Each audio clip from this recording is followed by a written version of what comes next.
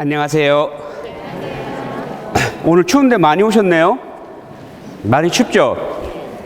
네. 우선 우리 주님의 기도하고 시작하겠습니다. 성부와 성자와 성령의 이름으로 아멘.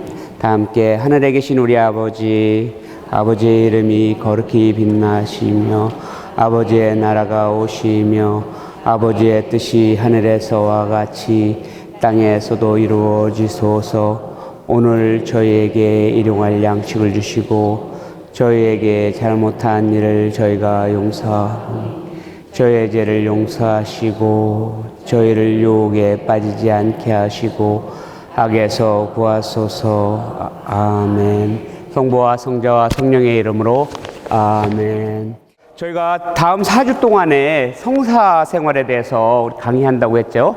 그래서 7가지 우리 성사에 대해서 우리가 두 분의 신부님과 두 분의 부제님이 강의를 하실 겁니다.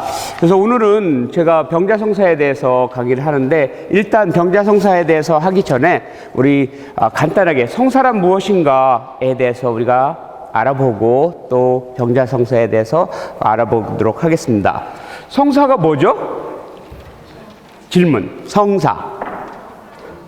성스러운, 거룩한, 성스러운 일이라는 거죠? 네. 그게 초기 교회에 그리스어로 한 거는 미스테리온이라는 말을 썼어요. 미스테리, 신비로운 일이라는 거죠. 왜 신비로우냐 하면 보이지 않는 하느님이, 은총이 보이는 표징으로 나타난 거죠.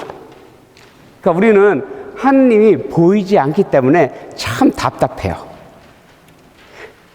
그래서 구약에서도 보면 보이지 않는 하느님이 가끔 나타나시죠. 어떻게 나타나죠?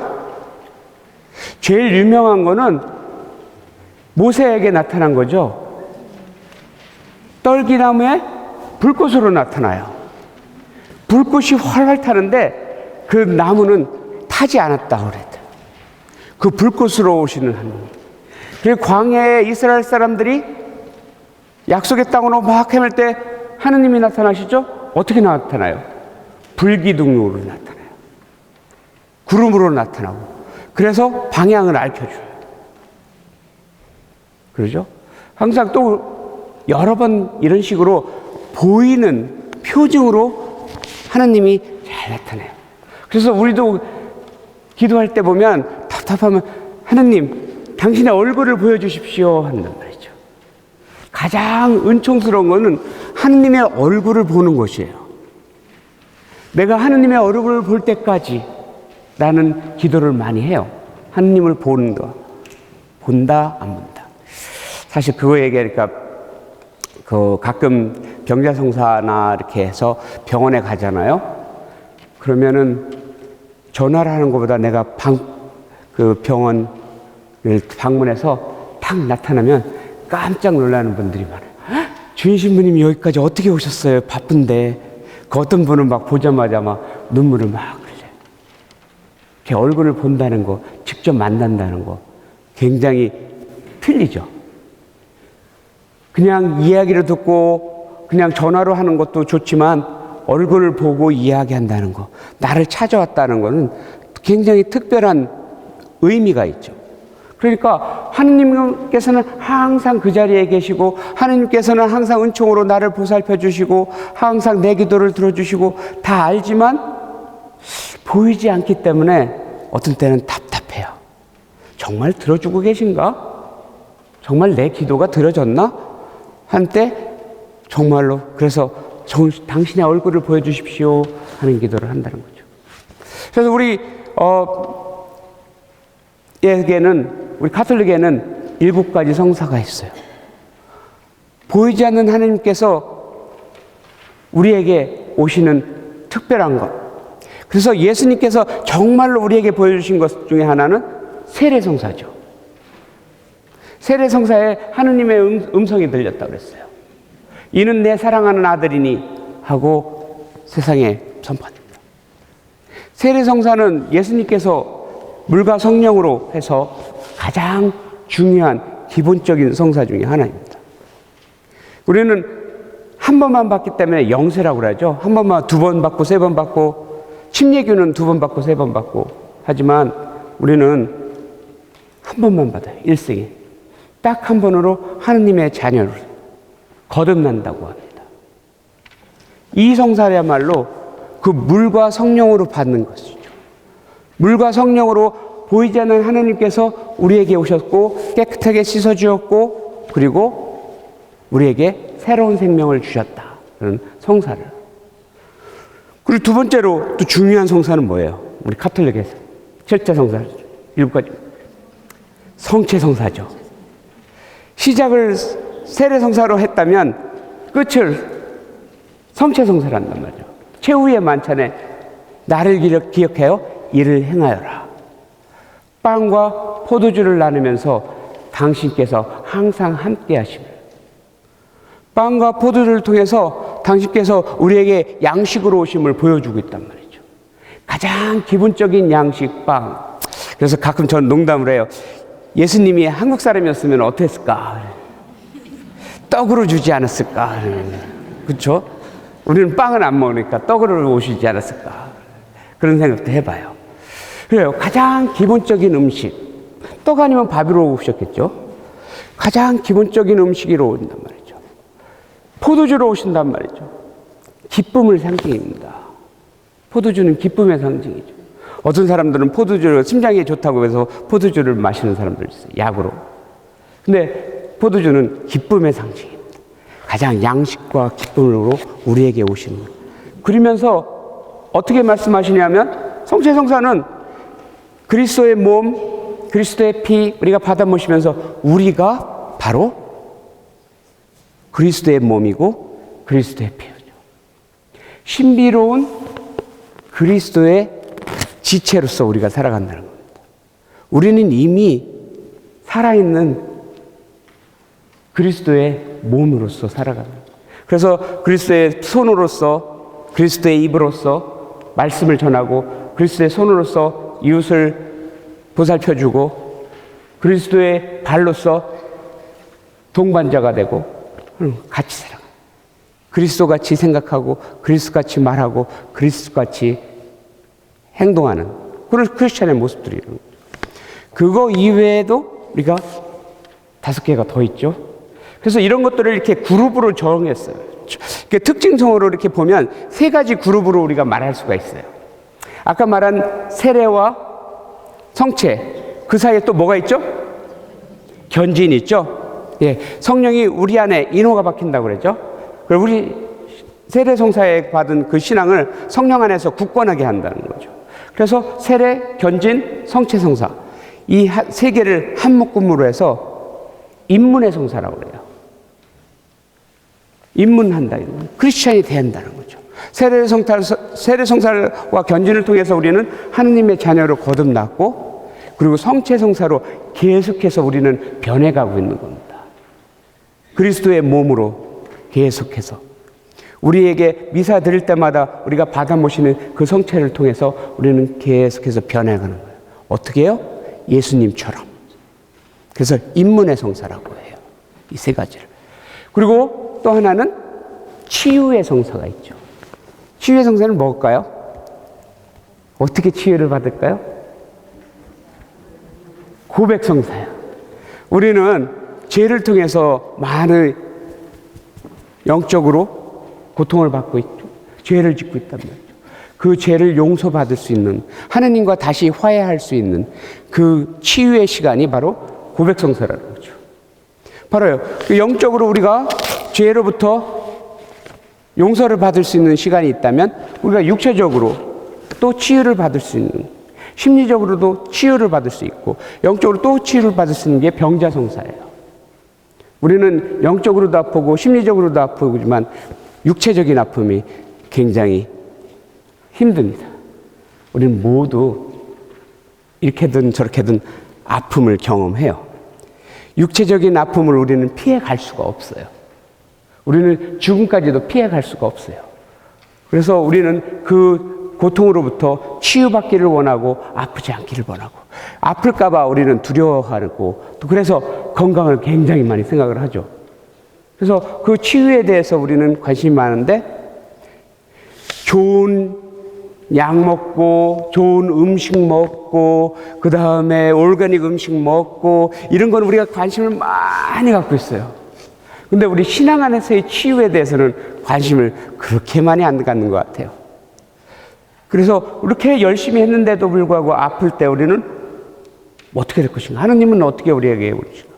교회는 나에게 어떻게 오시는가? 어떻게 치유해 줄 것인가? 그래서 병자성사가 있는 겁니다. 병자성사가 있고 병자성사를 통해서 우리는 하느님은 쪽으로 더욱 용기를 얻고 육체적인 치유를 받을 수 있다는 거죠. 그래서 이 치유의 성사는 바로 우리가 구백성사와 병자성사를 둘 수가 있어요. 우리가 또 두 가지가 더 남았죠? 뭐죠? 봉사의 성사라기도 하고요. 성서의 성사라고도 해요. 두 가지 묶은 뭐예요? 성품 성사와 그리고 혼인 성사죠. 혼인 성품 성사는 바로 신부는 교회와 결혼을 했다라는 거죠. 이 결합이에요.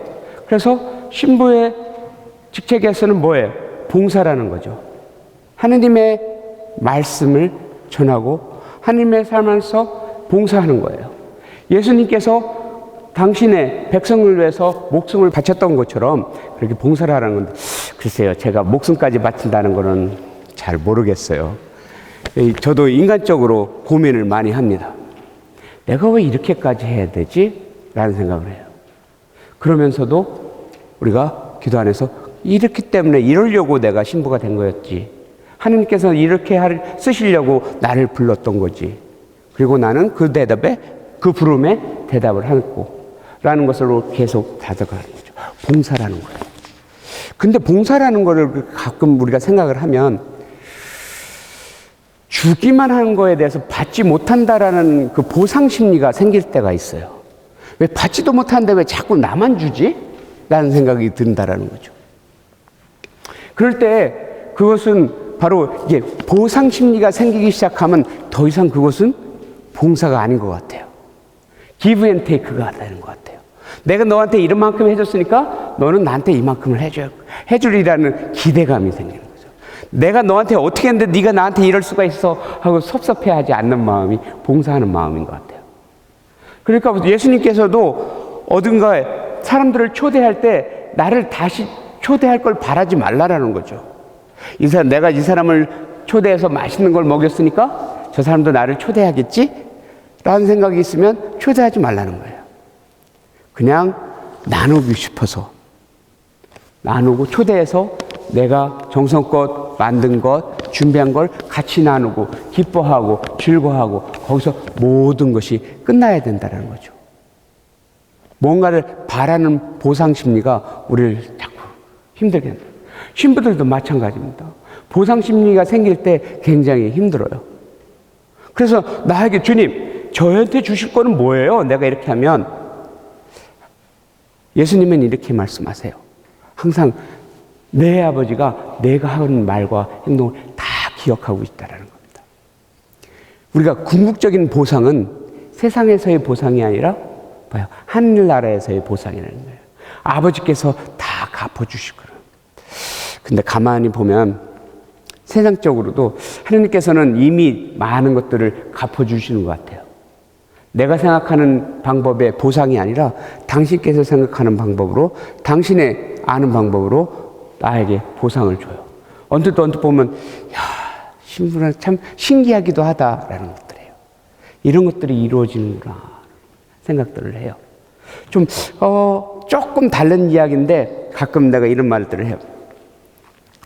우리 뉴욕에서 살면은 파킹하는 게 굉장히 힘들잖아요. 어딜 가면. 그래요. 내가 어디를 가서 뭐 쇼핑을 간다든가 뭐 어딜 가서 파킹장 찾으면 굉장히 힘들어요. 그런데 제가 병자성사를 가잖아요. 그럼 바로 거기에 있어요. 참 신기해요. 아주 가까운 데에 있어요. 멀리 걷지를 않아요. 내일로 가면 몇 블락 걸어갖고 투덜투덜 차라리 걸어올 걸 뭐 이렇게 얘기하는데 병자성사를 간다든가 아니면 짐으로 내가 어딜 가면 꼭 거기에 파킹장이 있어요. 가끔 사람들이 놀래요. 여기다가 어떻게 파킹을 했어요? 이렇게. 하느님께서 날 써먹으려고 이렇게, 이건 보상은 아닌 것 같아도 그렇게 고생은 안 시키시는 것 같아요. 그리고 신부가 또 하면 신부로서 받는 그 사랑, 교회로 받는 그 사랑이 엄청 커요. 어떤 때 보면 내 능력이 이건데 이렇게 많이 사랑을 받아도 될까? 라는 정도로 많은 사랑들을 받아요. 그래서 그런 사랑을 받다 보면 어떤 때는 교만해지기도 하는 거예요. 내가 이 정도는 했겠지 하는. 그래요. 또 교만해지면 또 뒤통수 한 대씩 맞아요. 그거 아니라고 또 꼭 알려주셔요. 그런 신품성사에서 오는 사제들의, 부제들, 그리고 주교님들의 교회와의 이 관계, 봉사의 관계. 이것만 성소는 아니죠? 바로 뭐예요? 혼배성사라는 거죠. 혼배성사의 가장 중요한 것은 바로 똑같은 거예요. 그리스도께서 교회를 사랑하는 것처럼 교회가 그리스도를 믿고 사랑하고 같이 나가는 것, 동반자로서 하는 것처럼 이 부부는 그렇게 살아가야 된다는 거죠. 봉사에, 재밌잖아요? 봉사의 성사예요. 와이프가 남편에게 봉사하고 남편이 와이프에게 봉사한다는 거죠. 같이 살아간다는 거예요. 챙겨준다는 거예요.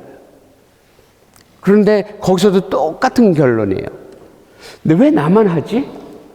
라는 생각이 들 때 우리는 섭섭하고 화가 나고, 그래서 자꾸 투덜거리고, 그래서 관계가 자꾸 부서지는 거예요. 그래서 봉사한다는 게 이게 쉽지가 않아요. 보상을 바라지 않고 내가 무엇인가를 상대방을 해주고 해주는 그 자체로 기뻐한다는 게 참 힘들어요. 그거를 한 달 하는 것도 아니고 1년 하는 것도 아니고 10년, 20년 죽을 때까지 한다는 게 엄청 힘든 겁니다. 신부가 사제 생활하는 것보다 부부가 같이 살아가는 게 더 힘든 거 아닌가라는 그런 생각을 하면 자녀들을 신부 만드는 게 더 낫지 않겠어요? 덜 고생시키는 거. 너 왜 신부 하려고 그러냐? 너 그냥 장가 가야지. 그죠? 너 왜 수녀님 되려고 그러냐? 시집 가야지. 근데 가만히 보면은 신부 되는 게 훨씬 나은 것 같아요. 잘 살 것 같아요. 그런 생각을 하는데 모르죠. 신부 한 가족에서는 하나는 나와야 되지 않겠어요? 어느 의정부 교구인가요? 거기는 4분인가요? 자녀들 4분이 신부님이 되고, 손자가 또 신부님이 되고, 수녀님도 나오고. 그래요. 그런 집도 있죠. 근데 어떤 집은 신부가 되겠다 그러는데 도시락 싸가지고 들고 다니면서 말려요. 그러면 안타깝다. 저도 우리 어머니가 도시락 싸갖고 말리지는 않았지만 일주일 동안 침묵 시위를 하셨어요. 신학교 간다고 하니까 일주일 동안 말씀 안 하셨어요. 아무 말도. 그냥 때 되면 밥 차려주고 다 먹고 나면 딱 치우시고 일주일이 딱 지나고 딱 한마디 하셨어요. 너 정말 잘할 수 있니? 그거 굉장히 힘들단다. 그래서 우리 어머니는 신부에 대해서 잘 모르실 때였어요. 불교 신자였으니까. 그런데 제가 신학교 간다고 주부에 나오자마자 우리 어머니가 제일 먼저 들은 게 뭔지 아세요?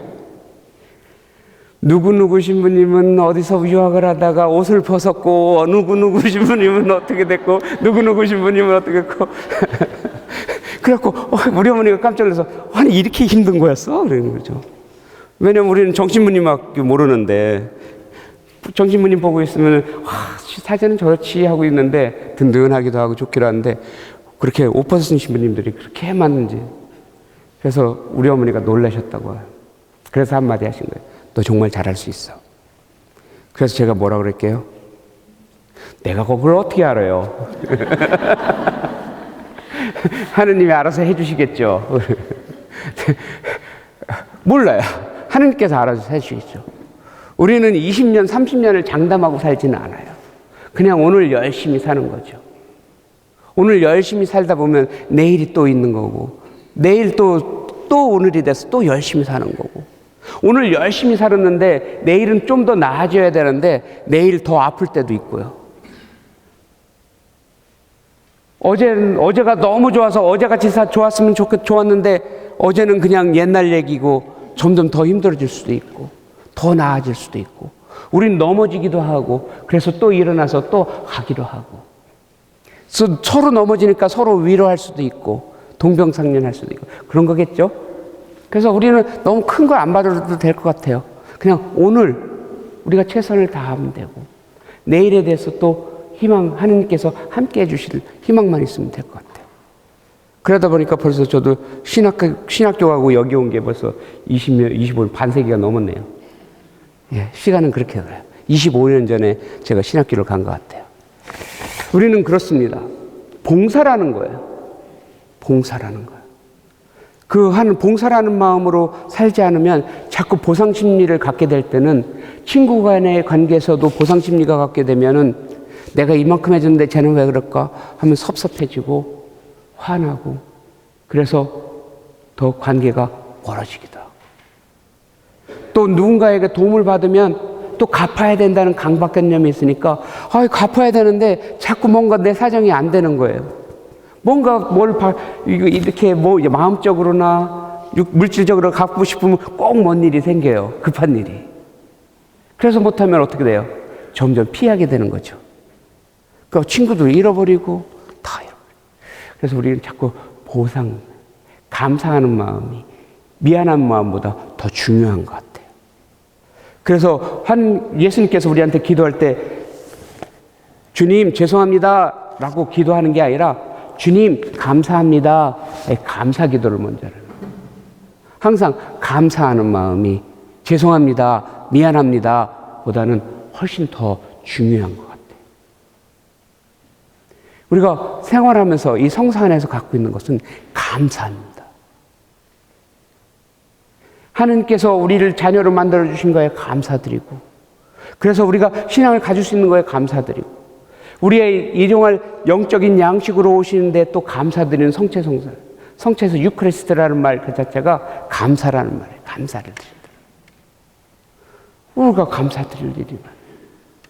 제 이야기, 제 잘못을 들어주시고 꾸짖지 않고 용서해 주셔서 또 감사드리고 죄가 너무 많아서 하느님 제가 너무 많아서 제가 너무 죄송해서 고백성사를 못하겠어요. 보다는 제가 너무 많은데 주님 들어줄 수 있나요? 이런 말씀을 들어주셔서 감사합니다. 너무 많기 때문에 밀어내지 않는 하느님의 사랑이라는 거죠. 너무 많고 너무 큰 죄라도 내가 감히 말할 수 없는 죄라도 들어주시는 하느님의 마음, 그 사랑. 그러니까 감사하는 거죠. 내가 아파서 정말로 외롭고 정말로 서글프고 참 내가 이러려고 이렇게 살고 있는가 그렇게 아둥바둥하는데 이렇게 몸이 아프고 그럴 때 오셔서 치유해 주시겠고 함께 해주시는 하나님께 감사. 그냥 하나님 내가 이렇게 열심히 살고 있는데 왜 나를 이렇게 아프게 하죠? 왜 이렇게 고통스럽게 하죠? 투덜거릴 수도 있겠죠. 아니 내가 뭘 그렇게 잘못했다고 내 몸이 이런 병이 생기죠? 투덜거릴 수도 있겠죠. 그렇지만 우리가 또 예수님의 생각으로 한다면 이 고통 속에서 당신께서 주시려는 것은 무엇입니까? 하고 물어볼 수도 있겠다는 거죠. 그래서 우리가 이 성사 안에서 보면 어떻게 우리가 살아갈 것인가에 우리의 삶의 모습이 보이는 것 같아요. 그래서 감사라는 말, 함께한다라는 말, 이런 것들이 우리의 삶을, 우리의 신앙을 더욱 따뜻하게 만들고 살만한 가치 있게 만들고 뿌듯하게 만들고 그래서 힘들어도 그것을 이겨낼 수 있는 힘이 있고 넘어져도 다시 일어날 수 있는 것. 그래서 같이 갈 수 있는 것이 아닌가. 성사에서는 항상 혼자 가는 것은 아닙니다.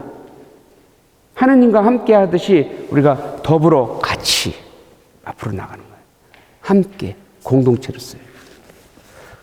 이 모든 것들을 보면은 그 안에 감사와 우리 삶을 볼 수가 있는 것 같습니다. 이게 우리가 생활하는 성사입니다. 이 성사는 준성사나 다른 거 기도하고 달리 그 성사 그 자체 자체에 하나님의 은총이 있습니다. 세례를 받는 그 자체에 우리는 하나님의 자녀가 되었고요. 성체를 신자로서 받아 모시는 그 자체에 그 성체는 바로 예수님께서 현존하시는 몸이고 실제 몸이고 예수님의 피인 거죠. 내가 믿든 안 믿든 성체 성사를 통해서 이미 컨세크레이트 되어 있는 것은 바로 예수님의 몸입니다. 저 감실에 계신 예수님의 몸이 어떤 사람이 지나가는데 저게 뭐야 빵 조각이지 해도 이미 저분은 예수님의 몸입니다. 누군가가 저기에 침 뱉고 손가락질해도 그렇다고 해서 저게 그냥 빵 조각이 되는 것이 아닙니다. 그 사람이 모르고 그 사람이 믿지 않을 뿐이지. 성사는 그렇습니다. 내가 믿는다고 해서 안 믿는다고 해서 안 되는 것이 아니라 그 자체로서 그 은총이 있는 겁니다. 물론 내가 믿고 열심히 그 안에서 몸과 마음을 바쳐서 그 성사 안에 같이 참여하면 더 좋겠죠. 그렇지만 그렇지 않아도 성사는 그 자체로 하나님의 은총이 있습니다. 그래서 세례받은 하나님의 자녀들에게 주어주는 특권과 같다고 볼 수가 있죠. 그래서 오늘은 이 세 개의 그룹에서 네 개로 하는데 치유의 성사만 둘로 나눴어요. 그래서 다음 주는 인문의 성사에 대해서 할 거고요. 그 다음 주는 봉사의 성사에 대해서 하고요. 마지막 주에는 고백 성사에 대해서 할 겁니다. 그리고 오늘은 그래서 그 치유의 성사를 병자 성사와 고백 성사를 처음과 마지막으로 이렇게 나눴어요. 가끔 이렇게 더 중요한 것들이 있는데 우리가 병자 성사를 제일 먼저 한 이유는 병자 성사에 대해서 우리가 잘 몰라요. 그냥 그렇지 뭐 나는 그 정도는 아프지 않고 또 옛날에는 병자 성사를 우리가 또 다르게 이해했던 때가 또 있기 때문에 그래서 여러분들에게 병자 성사가 얼마나 중요한 것인가 그래서 얼마나 우리 일상과 밀접한가에 대해서 오늘 나눠보려고 합니다. 보통 우리가 병자 성사하면 굉장히 큰 병만 생각해요. 엄청 큰 병이라고 생각해요. 그렇지는 않아요. 엄청 큰 병은 당연히 받아야겠지만 엄청 크지 않아도 돼요. 일반적으로. 그래서 이 옛날에는 이 병자 성사에는 예수님께서 직접적으로 만들어낸 성사는 아닙니다. 세례 성사하고 성체 성사하고 또 달라요. 그렇지만 예수님께서 치유해 줄 때, 기적을 해야 할 때 여러 가지 방법 중에서 한 번에도 기름을 쓴 적도 있고, 그 다음에 침을 바른 적도 있고, 말씀으로만 치유해 주신 적도 있고. 근데 야고보 사도는 이 성유를 발름으로 해서 이 병자 성사에 대해서 직접적으로 권고하는 것이 있습니다. 그게 이제 성서적으로 시작되는 부분이에요. 그 부분을 우리가 이제 권고 훈시로 해서 병자 성사할 때마다 읽어주는 부분인데 그걸 제가 여러분과 함께 여러분들에게 한번 들려주겠습니다. 거기에 보면 뒷장에 있어요. 병자 성사 권고 훈시 이렇게 나와 있어요. 친애하는 형제자매 여러분, 복음을 읽어보면 병자들이 병을 낫게 해주십사고 간청하면서 주 예수 그리스도를 찾아갔습니다.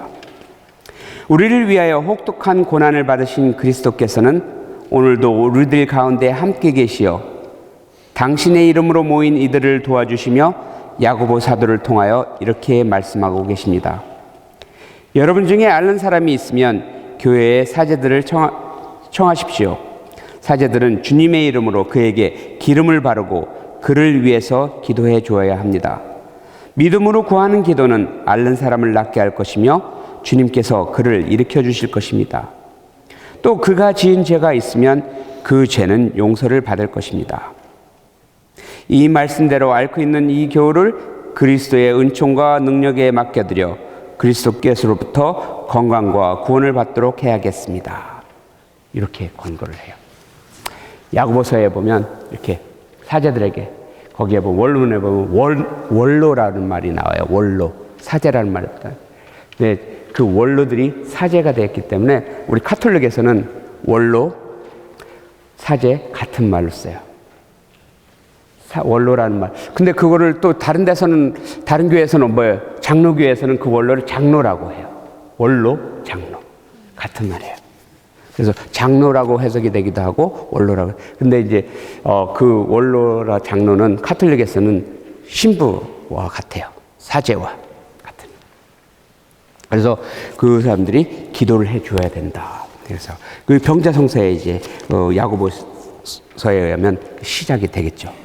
그래서 8세기까지는 항상 이 병자성사가 굉장히 중요했어요. 그래서 특별히 주교님이 축성한 항상 기름을, 성유를, 병자들을 위한 성유를 있었는데, 그게 얼마나 활발했냐면 우리 연고가들 갖고 있듯이 그때는 이렇게 해서 각 가정에 상비하고 있는 데도 있었어요. 그래서 아프면 그 성자 그 기름을 바르고 기도하는 거예요. 주교님께서 특별히 병자 성유를 바르고 기도를 해요. 신부가 없어도. 그 정도로 했는데, 또 왜 기름을 쓰느냐 하면, 기름은 예로부터 그 지중해에서는 올리브 기름을 쓰는데, 올리브 기름에는 치유의 효과가 있다고 해요. 아플 때 또 기름을 많이 바르게 되죠. 상처 난 데도 기름 바르고요. 그리고 기름을 쓰면 또 부패하진 않죠. 그래서 기름에 저장하기도 하고. 그래서 기름을 많이 써요. 그래서 병자에 대해서 그 기름을 많이 쓰는데, 8세기까지는 그렇게 됐는데, 어느 순간인가 이 병자성사를 어떻게 하냐면, 죽을 때 임종에 급박해서 하기 시작했어요. 평소에 아플 때 하는 게 아니라, 이걸 죽음에 임박한 사람들에게 이 성사를 주기 시작했어요. 그래서 어느 10세기부터는 이게 병자성사가 아니라 종구성사가 돼버렸어요. 종구성사 들어보셨죠? 네. Extreme Unction이라고 그러는데 영어로는요. 그래서 지금 현재는 Anointing of the Sick 그래요. 아픈 사람에게 주는 병자성사인데, 병자성사 옛날에는 Extreme Unction 그래요. 제가 신부가 막 됐을 때도 이렇게 병자성사를 하러 가면, 아프다 그래 가면 그분이 뭐라 그래요? 나 죽을 때 아직 안 됐어요. 병자성사 주지 마세요. 그래요. 그러니까 병자성사를 주러 가면은 종부성사라고 생각하는 거예요. 그러니까 나 아직 죽을 때 안 됐는데? 이렇게 해요. 그러니까 내가 가면은 그냥 성체만 주세요. 이렇게 해요. 공성체만 하지 병자성사는 막 기겁을 하시는 거예요. 그랬을 때 막 기도하다가 여기서 주님의 평화가 여러분과 함께 시작하잖아요? 그럼 여기서 영어로 뭐예요? Peace be with you? 하면은 갑자기 또 깜짝 놀래요. 나 죽을 때 안 됐어요. Peace be with you 하면 죽을 마지막 기도하는 것처럼 이렇게 느껴져요. 그게 언제까지 그랬냐면, 바티칸 공의회, 2차 바티칸 공의회까지 그렇게 했어요. 그래서 아직도 옛 어르신분들은 병자성사를 종부성사라고 불러요. 종부성사라고 불러요. 그래서 1962년도인가 그때 이게 병자성사로 바뀌게 돼요. 그래서 죽음에 임박한 분들에게 주는 성사가 아니라 아픈 분들에게 주는 병자성사가 돼요. 그래서 이 상황이 많이 바뀌었음에도 불구하고, 제가 신부된 20년 전에도 지금 좀 많이 교회에서, 그래서 성당에서 병자성사를 많이 주려고 노력을 해요. 그래서 제가 있던 베이사이 성당에서는 매주 토요일 날 병자성사, 미사 끝나고 병자성사를 줘요. 아픈 사람은 앞으로 나오라고. 근데 대부분 그냥 다 나와요. 아프잖아요. 마음도 아프고 사람이 힘들잖아요. 여기저기 아프죠. 몸도 쑤시고. 그래서 다 받아요. 그래서 아픈 사람은 안 아픈 것 같은데요. 그럼 섭섭해해요. 이것도 또 줘야 되고. 그래요. 그래서 뭐 또 어떤 분들은 이제 그건 너무 오용 아니냐, 너무 하는 거 아니냐. 그런데 교육적인 차원에서 또 성사는 이분들이 바꾸고 하는, 또 여러 가지 해석할 수도 있겠죠. 본 말.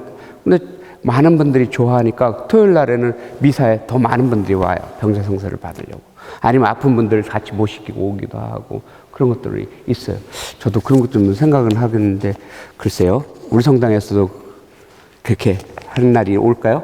모르겠죠. 봅시다, 그거는. 근데 어떤 사람들이 그럼 병자성사를 받을 수 있는가? 그래서 보면 그래도 가이드라인이 있어야 될 거 아니에요. 그냥 느닷없이 가갖고, 신부님, 요즘 마음이 답답한데 병자성사 해주세요 하기는 조금 뻘쭘하잖아요. 나름대로 우리가 갖고 있어요. 마음이 많이 아프면, 힘들 때는 기도, 저한테, 신부님, 저 힘든데 강복해주세요. 이건 굉장히 이제 흔하게 하거든요. 강복은 흔하게 해줘요. 나 마음이 아파요. 답답해요. 몸이 아파요. 강복해주세요. 그건 흔하게 하는데, 그거보다 더 아프면 뭐 해요? 병자성사를 받아야 돼요. 예. 이 강복보다 더 좋은 게 병자성사예요. 그런데 병자성사 하면 또, 신부님 바쁜데, 이거 번거로우실 텐데, 그렇게 미리 저를 위해 주세요. 그럴 필요는 없는 것 같아요. 제가 딴 거는 다 해도, 병자성사, 신부가 성사를 집행하는 것만큼 중요한 게 없어요. 그거는 성사를 집행할 때는, 물론 저도 투덜거리죠. 바빠 죽겠는데 하면. 느닷없이 전화 와갖고 에머전시인데요. 지금 힘들어. 그러니까 에머전시에서 아프신데 병자성사하는, 저도 답답하죠. 지금 해야 될 게 많은데. 그래도 투덜투덜거리고 간단 말이죠. 왜 또 지금이야? 이렇게. 간단 말이죠. 거기 파킹장도 없는데, 근데 거기 또 있어요. 참. 그래요. 그리고 또 올라가서 또 병자성사 주고 나오면 그때 굉장히 뿌듯해요. 이게 신부의 맛이지. 그런 거란 말이에요. 이 맛에 신부하나 보다. 그 은총이를 받는단 말이에요. 그래서 제가 이렇게 가면 농담인 것 같아야 하는데, 맞아요. 그 성사를 베풀고 나올 때 그 뿌듯하고 그 뭔가가 알 수 없는 그 따뜻함이, 이 힘으로 신부하는 건가 다. 그런 생각이 들 정도로. 그만큼 신부가 받는 은총이 많아요. 그러니까 고백성사 해줄 때도 힘들고 이것도 하지만 해주고 난 다음에 하는 거죠. 그런데 이제 그러니까 여러분들에게 또 말하는데, 누가 받느냐? 기본적으로 이 병이 위중하다고 할 때 받을 수가 있어요. 보통 우리가 생각하는 병명을 아는 병인 게 보통 많겠죠. 근데 보통 오면은 큰 수술을 하기 전에 자주 와요. 수술하면 칼을 댄다는 건 무섭잖아요. 간단한 수술이라도 무서워요. 제가 여기 오자마자 쓸개를 빼버렸잖아요. 왜 그게, 여기가 얼마나 무서웠으면 오자마자 쓸개까지 빼놓고 넌 거기 가라. 그래서 쓸개 빠진 놈이 됐어요. 근데 갔는데 닥터는 너무 쉽게 얘기하는 거예요. 이게 쓸개 돌이 있으니까, 그럼 수술합시다 그러는 거예요. 이게 수술이, 그래서 언제쯤 하려고 그러는데요? 그럼 내일 합시다 그러는 거예요. 어떻게 내일, 나 준비도 안 됐는데, 준비하니까, 신부님이니까 내가 다 이거 준비해야 또, 당신이 병원에서 다 끌고 다니면서 프리압 테스트를 다 해주고 검사를 다 한 거예요, 그날. 진찰 받으러 간 날. 그리고 내일 아침 10시까지 오십시오, 그래요. 나 마음의 준비도 안 되는데, 그렇게 되는 거죠. 그래서 병자성사 받고 가는 거죠. 무서워요. 근데 닥터가 얘기한 건 너무 간단하대요. 거기 간호사분들도 너무 간단하대요. 그냥 한숨만 자고 나면 끝난대요. 근데 저는 죽으러 가는 것 같아요. 그래서 가서, 근데 이렇게 누웠어요, 침대에. 그쵸? 그러고 이제 약 주고, 이제 수술실로 갑니다 하고 나를 이제 끌고 가는 거예요. 마운트 사이나이 그 호스피탈에서. 근데 문이 착 열리고 수술실로 갔는데 불이 착 있는데, 아이고, 나 죽었다. 하고 이런 데가 다 있나 했는데 바로 마스크 쓰고 잤어요. 아침이 아니죠. 좀 있으니까 잔 듯한데 깼어요. 그러니까 제가 침대에서 이렇게 어딘가 가고 있더라고요. 그래서 잘 끝났다고. 그래요. 무서웠어요. 살았다. 그러는 거죠. 수술은 참 힘들어요. 무서워요. 칼 댄다는 거는. 아무리 닥터가 이건 간단한 거예요. 그런데 이거는 정말 위험한 겁니다. 그러면 얼마나 무섭겠어요. 그죠? 닥터들도 이건 성공률이 몇 프로입니다. 그러면 아이고야. 그런 거예요. 다르고요. 그래서 수술 전에 병자성사를 받는 거예요. 그걸 저는 수술 전에 받기를 원해요. 그런데 경황이 없다고 막 어떤 분들은 수술 다 받고 왔는데 저 신부님 병자성사 주세요. 나쁘진 않아요. 어차피 수술 끝나고도 아프고 저거 하고 해야 되니까, 치료는 해야 되니까 다 하는데, 그 순간에 왜 미리 받았으면 더 좋았을 텐데, 그런 생각을 해요. 그러니까 그거는 왜냐면 우리가 잘 모르니까, 병자성사에 대해서 우리 잘 생각을 안 하니까. 맨날 우리 성체성사는 굉장히, 영성체 받는 건 굉장히 중요하고 꼭 받아야 되는데, 병자성사도 그만큼 중요한 성사라는 거를 잘 기억을 못 해요. 그만큼 강조를 잘 안 하는 것 같아요. 근데 그것만큼 우리 아플 때 은총받고 힘 얻고 위로받고 그런 것들이 없거든요. 네. 그래서 그때 그런 경험, 수술하기 전에 받았어요. 근데 이제 수술하고 받았는데 경과가 이제 다 하고 있는데, 어느 때는 좀 더 경과가 나빠질 수가 있잖아요. 그러면 또 받을 수 있어요. 한 번만 받으면, 한 병에 대해서 한 번만 받으면 되는데, 또 위중해, 더 악화될 수 있어요. 그러면 또 받을 수가 있어요. 그럼 신부님, 저 병자성사 한 번 더 주세요, 할 수가 있어요. 그래서 같은 병이라도 또 위중이 나빠지고 하면, 그런 거는 뭐 다 우리가 다 이해할 수 있겠어요. 근데 또 하나는 뭐냐면, 노약자들이니까 노인들이 심신이 쇠약해졌어요. 약해졌어요. 그래서 보면은 멀쩡하셔요. 잘 걸어 다니시는데 약해. 그분도 병자성사 받을 수 있어요. 병명이 없어도 돼요. 요즘 힘들잖아요. 눈이 힘 빠지고, 왠지 기운이 없는 것 같고, 왠지 자신감이 떨어지고, 사람 뭐 이렇게 저렇게 아플 것 같고, 나이 들어가면서. 그런 분들도 받을 수 있어요. 아이들이 아파도, 아이들이 이 병자성사가 뭔지만 이해할 수 있는 나이만 되면 병자성사를 받을 수 있어요. 아이들도. 그걸 받을 수 있어요. 그러니까, 그럼 몸만 아파야 되느냐? 아니에요. 여기 보면 좀 더 넓게 넓게 보여요. 성사에 대해서 너무 좁게, 요럴 때만이 아니라 좀 더 포괄적으로 넓게. 하느님의 사랑은 그렇게 너무 이렇게 짜지 않아요. 넉넉해요. 후해요. 하느님의 사랑은 후하니까 그걸 너무 이렇게 좁게 판단하지 않고 넓게.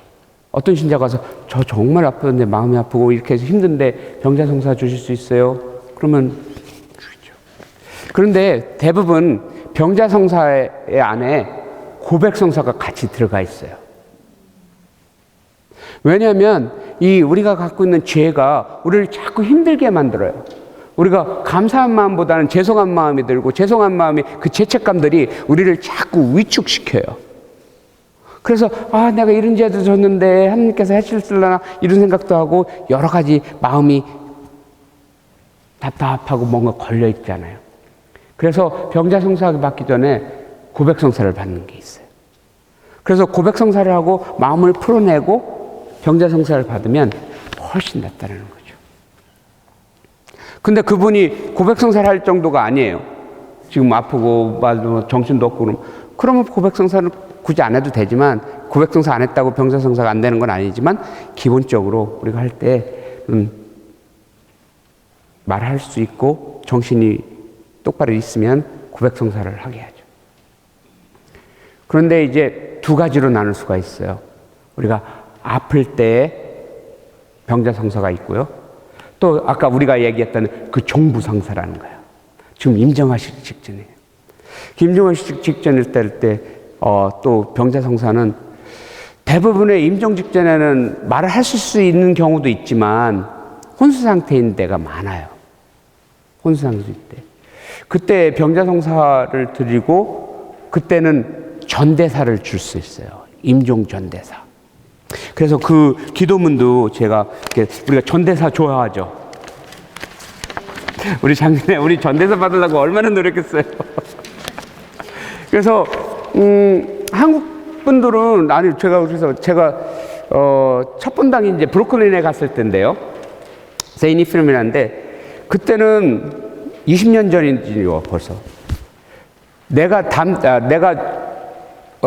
듀리인 날이요. 제 담당인 날은 잠을 잘 못 자요. 왜냐하면 대개 전화가 와요. 한밤중에. 노인분들이 브루클린에는 많기도 하지만 돌아가신다고, 아프시다고 갑자기 앰뷸런스 부르면서 바로 어떻게 하냐면 성당에 전화를 해요. 성당 걸고 앰뷸런스 걸고 앰뷸런스 하고. 그럼 누가 더 빨리 가나? 신부가 더 빨리 가요. 신부가 더 빨리 갈 때도 있고 앰뷸런스가 더 빨리 올 때도 있고 달라요. 근데 신부가 더 빨리 가잖아요. 너무 고마워해요. 신부도 앰뷸런스보다 먼저 왔다. 근데 이제 우리가 신부들이 이제 그런 것들이 굉장히 많기 때문에 전화 오면 누군가 보다. 그러면 바로 전화 받고 주소 받고 가요. 제가 들어가면 이 앰뷸런스에서 온 사람들도 패러메딕도 신부가 가면 잠깐 급하지 않으면 잠깐 피해줘요. 그러면 내가 기도해주고 기도가 끝나면 그분들이 와서 다 처리하고 다 모시고 간다. 그런 경찰이 그럼 앰뷸런스가 오면 보면 앰뷸런스 패러메딕도 오고 경찰도 오고 어떤 데는 소방차도 오고 막 엄청 난리가 날 때가 있어요. 그래서 신부가 가면 다 이렇게 피해주고 다 해주고 그런 것들이 있는데 시간이 지나면서도 미국 성당도 이게 종부성사 이렇게 이 병자성사 전화가 점점 줄기는 하더라고요. 그다음 많이 최근 여기 오기 전에 있던 브루클린 성당에서는 그렇게 내가 처음 20년 전보다는 많지는 않았어요. 많은 분들이 돌아가시면서 그러니까 종부성사에 대해서 별로 그렇게 관심이 맨날 항상 병자성사를 받아서 그런 것 같아요. 그래서 우리가 이제 만약에 임종 직전에 있는 분이면 우리가 가서 이렇게 전대사 주고 병자성사 주고 또 하나는 이제 노자성체라고 하죠. 성체 영하실 수 있으면 그때 마지막 노자성체라고 한국말로 해요. 그러니까 가시면서 이제 양식을 드시고 가는 거죠. 드시고. 그래서 임종을 준비하는 거 있어요. 여담인데요. 그렇게 얘기하는 그 종부 마지막 임종 직전에 병사의 성사를 하잖아요. 옛날 말로 종부성사를 준다 그래요. 그 종부성사를 좋은 말이 아니니까 이제는 안 쓰는 말이니까 임종 직전에 병자성사를 주면 살리는 신부가 있고 죽이는 신부가 있대요. 모르겠어요. 근데 저는 죽이는 신부입니다. 그러니까 무섭죠. 제가 경험을 해보면 임종 직전에는 두 가지 분들이 있어요. 이미 의사들은 이제 매력타 시간이 이제 얼마 안 남았다고 얘기해요. 근데 그분들이 이제 마지막에 두려움들이 있죠. 아쉬움들이 있고 두려움과 아쉬움과 그리고 여러 가지 복잡한 것들이 있어요. 그래서 놓지 못하는 분들이 있어요. 그래서 돌아가시는 거예요. 그 중에서도 제일 힘든 것 중에 하나가 두려움이거든요. 그리고 이별의 아픔, 떠나보낸다라는 것. 이 사람들 어떻게 떠나보내요? 그렇죠? 그리고 내가 죽으면 이게 어떻게 되는 거예요? 무섭잖아요. 그러니까 못 들어가시는 거예요. 못 놓는 거예요. 그런데 고통스럽죠. 그래서 병자성사를 주면 병자성사를 이렇게 다 기도 끝나고 걱정하지 마십시오, 믿으십시오 하면 그때 이렇게 얼굴이 편안해지는 분들이 꽤 많아요. 편안해지는 분들이. 그것만큼 위로가 되는 게 없잖아요. 하느님께서 함께 계신다는 거예요. 우리가 믿는 것은 그냥 지금 잘 먹고 잘 살자는 게 아니잖아요. 지금 안 아프고 안 고통스럽고 편안하게 살자는 거 아니잖아요. 우리가 믿는 것은 부활이거든요. 지금 고통스러울 때 이 고통을 이겨나갈 수 있는 힘을 주시다는 거예요. 이 고통을 함께 나에게 도와줄 수 있는 내 동반자가 있었다는 거지 이 고통이 없기를 바라지는 않잖아요. 우리는 실패하지 않기를 바라진 않아요. 실패하게 됐을 때 다시 일어날 수 있는 용기와 힘을 달라고 기도를 하잖아요. 우리가 죽지 않기를 바라지는 않아요. 안 죽었으면 좋죠. 죽었을 때 우리는 부활을 바라는 사람들이거든요. 그렇기 때문에 십자가상을 저렇게 바라보고 있는 것은 우리는 고통을 좋아하기 때문에 어떤 사람들은 그래요. 개신 신자는 가톨릭 신자들은 고통을 좋아하나 봐. 맨날 저렇게 흉측하게 예수님께서 왜 저걸 맨날 저렇게 걸어놓고 저걸 바라보느냐. 그냥 십자가만 놓으면 될 텐데 우리는 안 해요. 저 고통 속에서 우리 고통과 함께해서 위로를 받고 우리도 그 고통을 이겨나갈 수 있는 힘을 달라는 기도가 되는 거죠. 나만 아픈 것이 아니라 예수님도 아프고 이 많은 사람들 같이 아파서 같이 위로받고 같이 이겨내고 저 죽음이 그냥 개죽음이 아니라 바로 부활에 대한 믿음 때문에 기꺼이 받으셨던 그 죽음을 우리가 상상하는 거예요. 그래서 죽음 때문에 도망가고 무서워하고 그런 것이 아니라 죽음이 왔을 때 우리는 부활을 꿈꾸고 부활을 위해서 기도할 수 있는 그 힘을 달라는 그런 거겠죠. 바로 그거예요. 그래서 이 병자성사를 줄 때 바로 그 기도 안에서 마지막 임종직 때 이분은 뭐예요? 마음을 놓을 수 있다는 거죠. 물론 100%는 아닐 거예요. 그렇지만 그 무서움으로부터 위로받을 수 있는 거. 위로받고 눈을 감고 예수님께 갈 수 있다는 거. 그건 은총이잖아요. 그죠? 우리 믿는 이들이 가질 수 있는 특혜인 것 같아요. 특혜. 그래서 옛날 분들을 보면 집에 가면 그 옛날 종부성사 세트가 있어요. 십자가 그 밑에 열면은 촛불 있고 기도문 있고 옛날에 기도할 때도 그냥 조용히 두려워하지 않고 주님께서 저를 데려가시길 기도한 그런 기도문들도 있고 그럼 죽음을 어떻게 맞이할 것인가에 대한 문제도 생각을 해봐야 돼요. 병자성사는 분명히 치유의 성사예요. 그렇지만 병으로부터 우리는 치유받기를 원하지만 어떤 병에 어떤 시간에서는 우리가 육체적으로 치유받지 못하는 순간들이 와요. 이제는 갈 준비를 해야 될 때가 와요.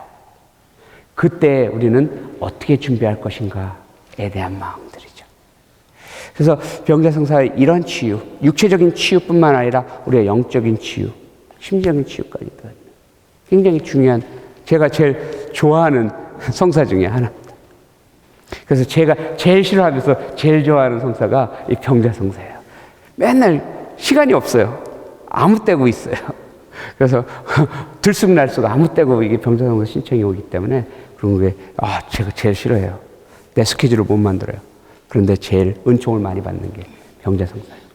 그래서 우리가 치유를 받는 위안을 받는다는 거, 하나님과 함께 한다라는 거, 이것은 우리가 살아가는데 굉장히 중요한 것 같습니다. 그래서 오늘 여러분들에게 병자성사에서 그렇고 그래서 나만 이 병자성사가 중요한 게 아니라 그래서 아픈 사람들에게 병자성사를 자꾸 권해주는 것도 굉장히 중요해요. 그래서 그 사람이 위로받을 수 있고 또 영적으로 육체적으로 치유받을 수 있고 그래서 제가 항상 말씀드리잖아요. 우리 본당에는 다른 본당과 달리 은총이 많은 게 신부가 많아요. 3명이에요. 그래서 또 더 좋은 거는 그 3명 신부님들이 일하는 거, 성사 주는 거 안 무서워해요. 언제든지 갈 준비해요. 그래서 그런 거에 대해서는 이제 신부님 바쁜데, 신부님 뭐 할 텐데 그렇지 마시고 바로바로 연락해서 또 해주는데 바로 지금 전화했다고 바로 갈 수가 없을 때도 있어요. 그럴 수도 있어요. 근데 보통 하면 좀 시간이 걸릴 수도 있어요. 근데 일단은 급하지 않은 것들은 옛날에 그랬더니 정신부님이 이제 가는데 이제 병자성사가 왔다고 어느 사무회장님이 신부님을 모시러 왔어요. 그래서 신부님을 모시고 가는데 막 이 사무회장이 너무 다급한 거예요. 병원 응급실 가는데 막 운전을 막 하니까 정신부님이 그러시더래요. 아니 회장 왜 이렇게 빨리 운전하나? 그래요. 지금 앞으로 지금 뭐 돌아가시게 생겼는데요. 지금 빨리 가야죠. 그러니까, 걱정하지 마. 내가 갈 때까지 안 돌아가셔. 천천히. 그러니까 그분이 천천히. 갑자기 이제 위로받고 그냥 정상적으로 운전하고 가요. 그래서 살아계신 그때까지. 거봐, 내가 괜찮다 그랬잖아. 그래요. 그러니까 우리 마음은 막 다급해요. 막 빨리. 근데 우리가 이게 신앙 안에서는 조금 우리가 여유를 좀 가져야 될 것 같아요. 일상생활에 우리가 신앙을 갖는다라는 것은 여유를 갖는다라는 거예요. 세상적으로 자꾸 보고 신앙 안에 있으면 우리가 왜 믿는지를 잘 모르는 것 같아요. 특히 요즘 세상처럼 굉장히 각박하고 힘들고 뭔가가 빨리 돌아가는 이 세상에서 좀 한 템포 늦어줄 수 있는 여유는 우리 신앙 안에서 믿기 때문에 할 수 있는 것들이 아닌가라는 생각을 해요. 그래서 하나님께서 또 꼭 하셔요. 좀 지연은 될 수 있지만 늦지 않으리라 하는 거예요. 제가 좋아하는 말, 좀 지연은 돼도 늦지 않으리라. 그래서 우리가 바라는 하느님의 은총은 어떤 때는 내 시간이 아니니까 답답할 수 있고 속상할 수 있고 야속할 수 있지만 하느님 보시는 그 시간은 당신이 늦지 않게 해주시는 그 믿음 안에서 우리가 성사생활하고 신앙생활을 했으면 좋겠습니다. 그래서 오늘 병자성사에 대해서 이야기했습니다. 그래서 치유받는데, 그래서 항상 병자성사는 멀리 있는 것이 아니고 병자성사는 종부성사가 아니고, 그래서 병자성사는 엄청 특별해서 엄청 아플 때만 하는 것이 아니라 항상 가까이 있는 우리 7성사 중에 하나라는 것. 그러니까 쉽게 접할 수 있고 쉽게 은총받을 수 있고 쉽게 위로받을 수 있는 것 중에 하나라고. 그래서 여러분들이 항상 생각하시고, 그래서 누군가가 아플 때, 여러분들이 아플 때 그렇게 시간을 저기 하지 않아도 될 것 같습니다. 그리고 또 하나는 우리 성당에 옛날에는 병자성사 가면 막 신부님 모시러 왔어야 돼요. 근데 그 이유는 이제 신부님을 모시러 간다라는 그 예의 차원도 있지만, 옛날에는 또 뭐가 또 있냐면, 한국에서 신부님 오시면 잘 몰라요. 병원은, 특히 병원 같은 데. 가서 뭐 하고, 그러니까 이제 거기서 환자 식구들이 와서 모셔가고 하는 게 더 빠를 수가 있어요. 근데 지금은 이제 그렇지는 않잖아요. 예. 그래서, 저도 그렇고, 지난번에는 처음에 시몬 신부님 왔을 때는 저희 집에 제일 먼저 한 거는 시몬 신부님 같이, 나 병자성사 가는데 병원에 같이 데리고 가는 거예요. 이렇게 한다고. 그러니까 한국에서 와도 이제 영어 못하지 않거든요. 시몬 신부님 영어 잘하시고. 근데 어떻게 되는지 모르니까 한번 같이 실습을 하고 다 해서 이제는 신부님도 꼭 갈 수 있고, 우리가 남 신부님이나 저나 우리가 항상 알아서 차 있으니까 우리 다 3명 다 차 있어요. 어디든지 갈 수 있어요. 그러니까 갈 수 있으니까 뭐 모시러 가야 되나 뭘 해야 되나 뭐 번거롭게 생각하지 마시고, 그래서 우리가 모두 은총 안에 사실 수 있도록 해주시기 바랍니다. 오늘 추운 날 금요일인데 사실 저는 40분만 하려고 했는데 1시간 했네요. 죄송합니다. 그래서 가실 때 조심하시고요. 운전 또 조심하시기 바랍니다. 그리고 마지막으로 우리 신앙 안에서 한 그 복음의 말씀 한번 듣고 기도를 마무리하도록 하겠습니다. 마테오가 전한 거룩한 복음의 말씀입니다. 예수님께서 카파르나움에 들어가셨을 때 한 백인 대장이 다가와 도움을 청하였다. 그가 이렇게 말하였다. 주님, 제 종이 중풍으로 집에 누워 있는데 몹시 괴로워하고 있습니다. 예수님께서 내가 가서 그를 고쳐주마 하시자 백인 대장이 대답하였다. 주님, 저는 주님을 제 지붕 아래 모실 자격이 없습니다. 그저 한 말씀만 해주십시오. 그러면 제 종이 나을 것입니다. 사실 저는 상관 밑에 있는 사람입니다만 제 밑으로도 군사들이 있어서 이 사람에게 가라 하면 가고 저 사람에게 오라 하면 옵니다. 또 제 노예더러 이것을 하라 하면 합니다. 이 말을 들으시고 예수님께서는 감탄하시며 당신을 따른 이들에게 이르셨다. 내가 진실로 너에게 말한다. 나는 이스라엘의 그 누구에게서도 이런 믿음을 본 일이 없다. 내가 너에게 말한다. 많은 사람이 동쪽과 서쪽에서 모여와 하늘나라에서 아브라함과 이삭과 야곱과 함께 잔치상에 자리 잡을 것이다. 그러나 하느님 나라의 상속자들은 바깥 어둠 속으로 쫓겨나 거기서 울며 이를 갈 것이다. 그리고 예수님께서는 백인 대장에게 말씀하셨다. 가거라. 내가 믿은 대로 될 것이다. 바로 그 시간에 종이 나았다. 주님의 말씀입니다. 오늘 복음 말씀처럼 항상 믿으면서 치유받으시기 바랍니다. 주님께서 여러분과 함께 전능하신 천주 성부와 성자와 성령은 여러분에게 강복하소서. 주님을 찬미합시다.